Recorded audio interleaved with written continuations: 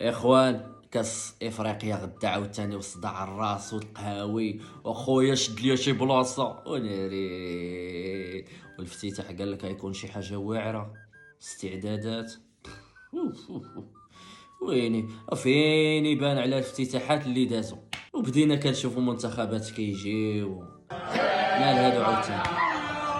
مال هادو؟ كيفاش؟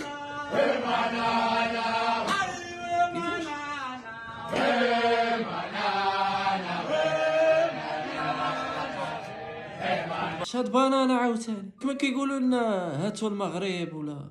اخويا واو صاحبي، واش غتبقاو تابعيننا بهاد هانا بانانا هات شنو سالينا مع الرطبين وجاي تشوفوا لي مع هاد الوحوش ديال الادغال اخي.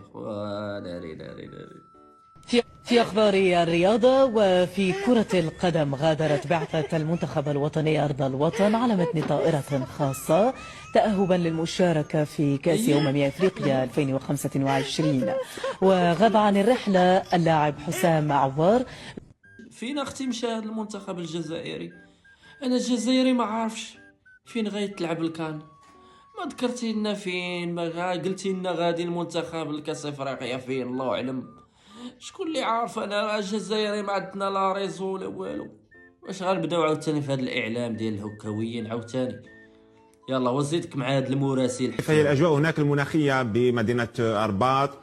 جو بارد نوعا ما كمان؟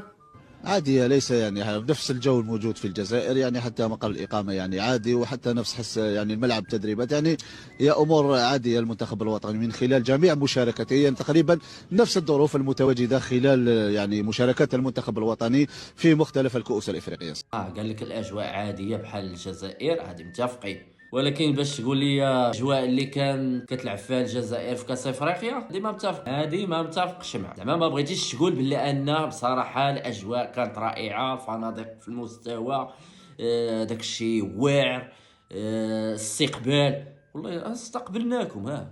احنا استقبلناكم، واش بغيتوا؟